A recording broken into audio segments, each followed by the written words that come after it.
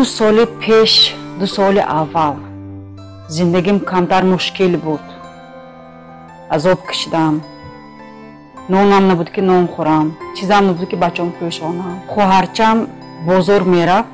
همون من گفت که بچه بازار برو گفت. وقتی من مدیکاری میرفتم بازار 20 سومون بود اون وقتم. اون 20 سومون گیرم مگر من 10 سومونش به نون پونگرم میدم. 10 سومونش رو گرم میموندم که خب با بگون چی بود کار میشد. عذاب میل کشیدم یکم به.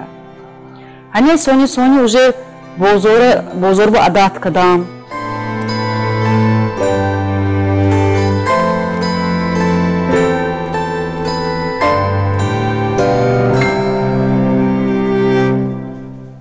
باید کار پیدا شد خانه عبور کنی کار رفتم. خیلی اونجا بیام کار کردم. خیلی نخسر بولی منی خودم سال داشته گفتم. بعد از وقت خواندم کورسی بافندگی و کورسی سوزنی دوزی و خوندم با خودم. حتی دخترام خوندم.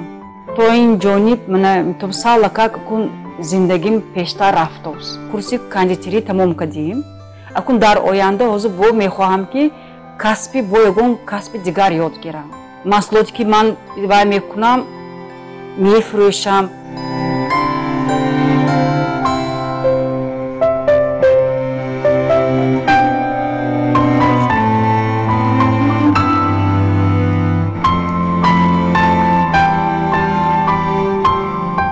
مکتب اینها همشون وای چخیل از بس که اولی کمبیزوات بودم به اما وای مکتبلی نمیگیرم.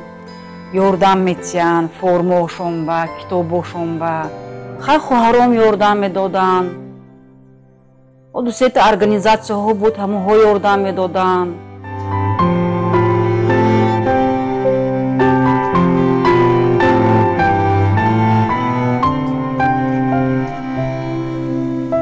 از بس که اینها همشون 18 برامدن کمک پولیم تمام شد. پنسیگیریم ادا شد. من اینها 18 برام. در این دشواری ها من فقط اوی بچه هم بودم. شکر میکنم که این بچه هم هست و من روح افتاده نشده زندگیم پیش برداشتم.